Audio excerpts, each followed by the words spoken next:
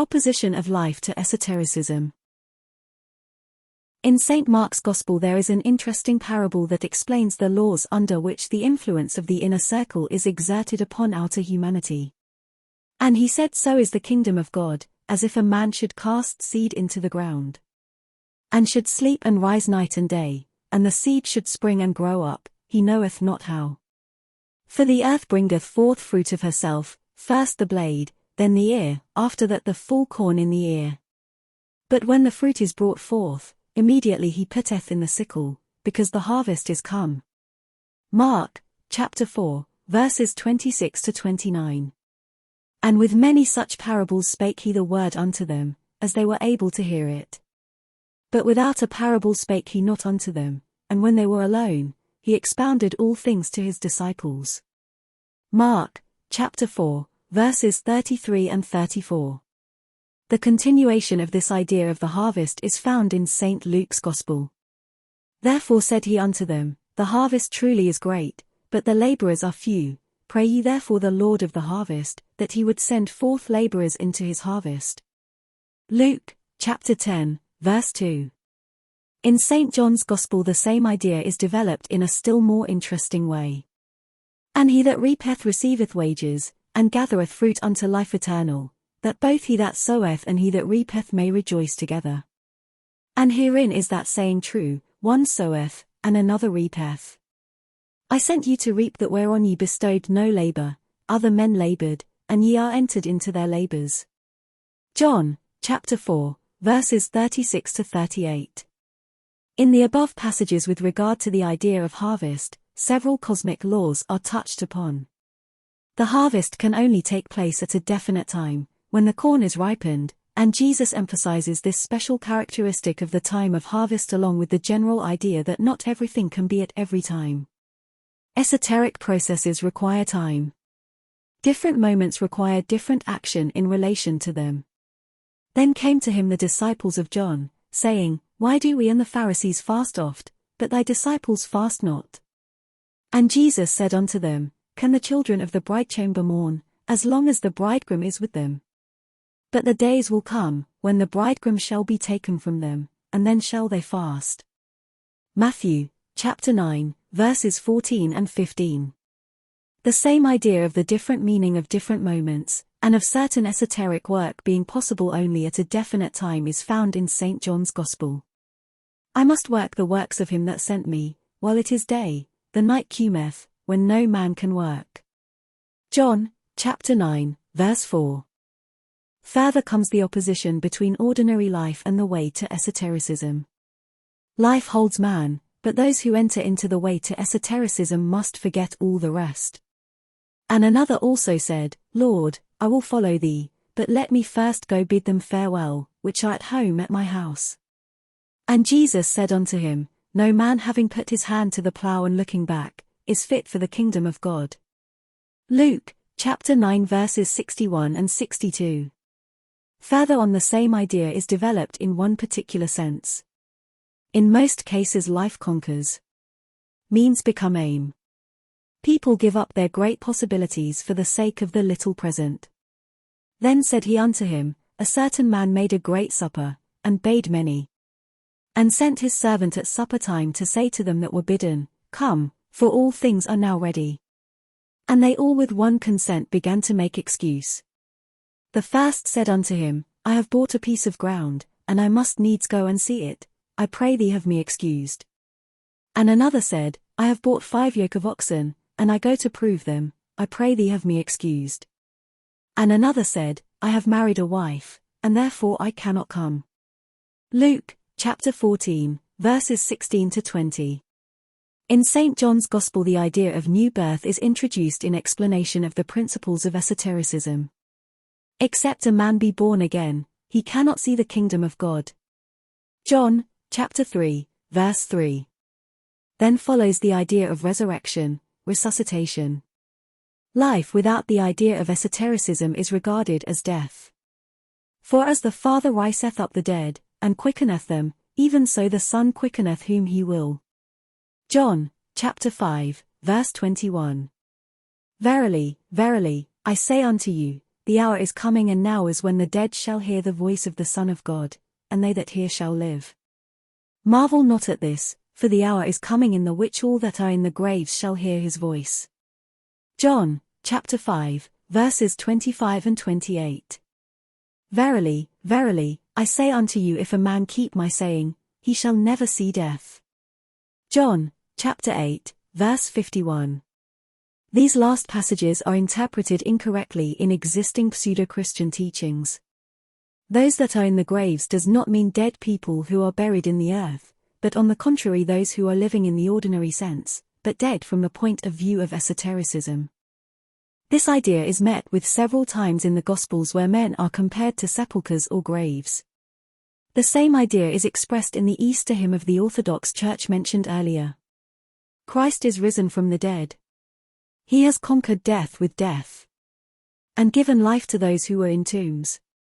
Those in tombs are precisely those who are regarded as living. The idea is expressed quite clearly in Revelations. Thou hast a name that thou livest, and art dead, Revelations, chapter 3, verse 1. The comparison of people with sepulchres or graves is met with several times in St. Matthew and St. Luke. Woe unto you, scribes and Pharisees, hypocrites! For ye are like unto whited sepulchres, which indeed appear beautiful outward but are within full of dead men's bones, and of all uncleanness. Matthew, chapter 23, verse 27. Woe unto you, scribes and Pharisees, hypocrites! For ye are as graves which appear not, and the men that walk over them are not aware of them. Luke, chapter 11, verse 44.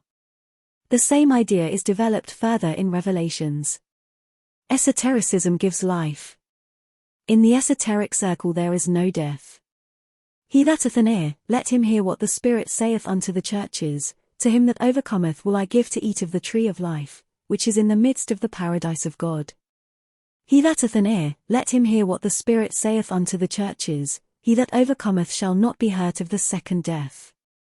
Revelations, chapter 2, verses 7 and 11. To this refer also the words in St. John's Gospel that connect the teachings of the Gospels with the teaching of the mysteries.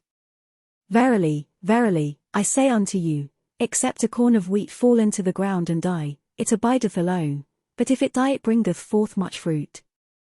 John, chapter 12, verse 24. In Revelations there are some remarkable words in the 3rd chapter that acquire particular significance in connection with the meaning which Jesus himself attaches to the words rich and poor, blind and he who sees. Because thou sayest, I am rich, and increased with goods, and have need of nothing, and knowest not that thou art wretched, and miserable, and poor, and blind, and naked. I counsel thee to buy of me gold tried in the fire, that thou mayest be rich, and white raiment, that thou mayest be clothed, and that the shame of thy nakedness do not appear, and anoint thine eyes with eye salve, that thou mayest see. Revelations, chapter 3, verses 17 and 18. Of the blind and those who can see, Christ speaks in St. John's Gospel. For judgment I am come into this world, that they which see not might see, and that they which see might be made blind. And some of the Pharisees which were with him heard these words, and said unto him, Are we blind also? Jesus said unto them, If ye were blind, ye should have no sin, but now ye say, We see, therefore your sin remaineth. John, chapter 9, verses 39 to 41. The expressions blind and blindness generally have several meanings in the New Testament. It is necessary to understand that it can be either outward or physical and inner blindness. Just as there can be inner leprosy, inner death, that are much worse than their outward manifestations. This brings us to the question of miracles. All miracles, the healing of the blind, the cleansing of the lepers, the casting out of devils and the raising of the dead can be explained in two ways if gospel terminology is understood correctly. Either as outward physical miracles or as inner miracles, healing the inner blindness, inner cleansing and resurrection. The man born blind whom Jesus heals, uses remarkable words when the Pharisees and Sadducees tried to convince him that from their point of view Jesus had no right to heal them. Then again called they the man that was blind, and said unto him, Give God the praise, we know that this man is a sinner. He answered and said, Whether he be a sinner or no, I know not, one thing I know, that, whereas I was blind, now I see. John, chapter 9, verses 24 and 25. The idea of inner miracle and inner conviction of miracle are very closely connected with Christ's definite words as to the meaning of the kingdom of heaven in the following passage. And when he was demanded of the Pharisees, when the kingdom of God should come, he answered them and said, The kingdom of God cometh not with observation. Neither shall they say, Lo here, or, Lo there. For, behold, the kingdom of God is within you. Luke, chapter 17 verses 20 and 21. All that has been said until now and all the passages that have been quoted belong to one line of thought, which goes through all the gospel teaching, namely the line that develops the idea of the meaning of esotericism or the kingdom of heaven. The other line that also goes through all the gospels, deals with the methods of occult or school work. First of all, it shows the meaning of occult work in relation to life. Follow me, and I will make you fishers of men. Matthew, chapter 4, verse 19. These words show that the man who enters upon the way of esotericism must have in view that he has to work for esotericism, and work in a very definite sense, that is to find people suitable for esoteric work and prepare them for it. People are not born to the inner circle. The inner circle feeds on the outer circle. But only very few of the people of the outer circle are suitable for esotericism. Therefore the work of preparing people for the inner circle, the work of fishers of men, is a very important part of esoteric work. These words, follow me and I will make you fishers of men, like many others cannot refer to all men. And they straightway left their nets, and followed him. Matthew, chapter 4, verse 20. Further on Jesus says, again addressing himself only to the disciples and explaining the meaning of esotericism and the role and place of people belonging to esotericism. Ye are the salt of the earth, but if the salt have lost his savour, wherewith shall it be salted? It is thenceforth good for nothing, but to be cast out, and to be trodden under foot of men. Ye are the light of the world. A city that is set on an hill cannot be hid. Neither do men light a candle and put it under a bushel, but on a candlestick, and it giveth light unto all that are in the house. Let your light so shine before men, that they may see your good works, and glorify your Father which is in heaven. Matthew, chapter 5, verses 13 to 16. After this he explains the requirements that are set before people approaching esotericism. For I say unto you, that except your righteousness shall exceed the righteousness of the scribes and Pharisees, ye shall in no case enter into the kingdom of heaven. Matthew, chapter 5, verse 20. In the ordinary interpretation of the Gospels, this second line, referring only to the disciples, is taken as wrongly as the first, that of the kingdom of heaven to esotericism. Everything contained in the first line of thought refers in the ordinary interpretation to the future life. Everything contained in the second line of thought is taken as moral teaching, referring to all people in general. In reality, these are rules for the disciples. It is also to the disciples that all that is said about watchfulness refers, that is about the constant attention and observation which are required of them. This idea is first met within the parable of the 10 virgins. Then shall the kingdom of heaven be likened unto 10 virgins, which took their lamps, and went forth to meet the bridegroom. And 5 of them were wise, and 5 were foolish. They that were foolish took their lamps, and took no oil with them. But the wise took oil in their vessels with their lamps. While the bridegroom tarried, they all slumbered and slept. And at midnight there was a cry made, Behold, the bridegroom cometh, go ye out to meet him. Then all those virgins arose, and trimmed their lamps. And the foolish said unto the wise, Give us of your oil, for our lamps are gone out. But the wise answered, saying, Not so, lest there be not enough for us and you, but go ye rather to them that sell, and buy for yourselves. And while they went to buy, the bridegroom came, and they that were ready went in with him to the marriage, and the door was shut. Afterward came also the other virgins, saying, Lord, Lord, open to us. But he answered and said, Verily I say unto you, I know you not. Watch therefore, for ye know neither the day nor the hour wherein the Son of Man cometh. Matthew, chapter 25, verses 1 to 13. The idea that the disciples cannot know when active work will be required of them and that they must be ready at any moment is emphasized in the following words. Watch therefore, for ye know not what hour your Lord doth come. But know this, that if the goodman of the house had known in what watch the thief would come, he would have watched, and would not have suffered his house to be broken up. Therefore be ye also ready, for in such an hour as ye think not the Son of Man cometh. Matthew, chapter 24, verses 42 to 44. Further on, the work of the Master himself is mentioned and the fact that he can receive very little help even from his disciples. Then saith he unto them, My soul is exceeding sorrowful, even unto death, tarry ye here, and watch with me. And he cometh unto the disciples, and findeth them asleep, and saith unto Peter, What, could ye not watch with me 1 hour? Watch and pray, that ye enter not into temptation. The spirit indeed is willing, but the flesh is weak. Then cometh he to his disciples, and saith unto them, Sleep on now, and take your rest. Behold, the hour is at hand, and the Son of Man is betrayed into the hands of sinners. Matthew, chapter 26, verses 38, 40, 41 and 45. Great importance is evidently attached to the idea of watching. It is repeated many times in all the Gospels.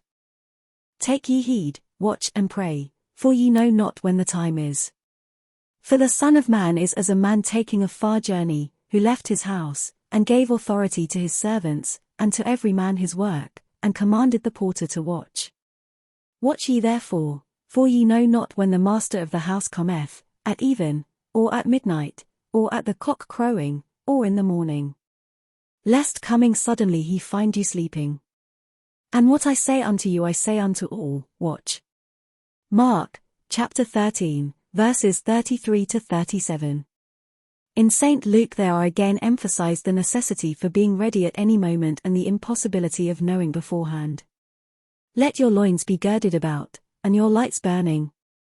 Blessed are those servants, whom the Lord when he cometh shall find watching. Verily I say unto you, that he shall gird himself, and make them to sit down to meat, and will come forth and serve them.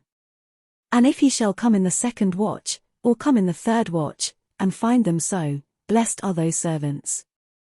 And this know, that if the goodman of the house had known what hour the thief would come, he would have watched, and not have suffered his house to be broken through. Be ye therefore ready also, for the Son of Man cometh at an hour when ye think not. Luke, chapter 12, verses 35 and 37 to 40. And further on. Watch ye therefore, and pray always, that ye may be accounted worthy to escape all these things that shall come to pass, and to stand before the Son of Man. Luke, chapter 21, verse 36. All the preceding passages refer to watchfulness. However, this word has many different meanings. It is insufficient to understand it in the simple or everyday sense, to be ready. The word watchfulness contains a whole doctrine of esoteric psychology that is explained only in occult schools. Christ's precepts on watchfulness are very similar to the precepts of the Buddha on the same subject. However, in the teachings of the Buddha the purpose and meaning of watchfulness are still clearer. All the inner work of a monk, the Buddha resolves into watchfulness, and he points to the necessity of incessant exercise in watchfulness for the attainment of clear consciousness, for the overcoming of suffering and for achieving liberation, unbinding or release from all forms of clinging and attachment.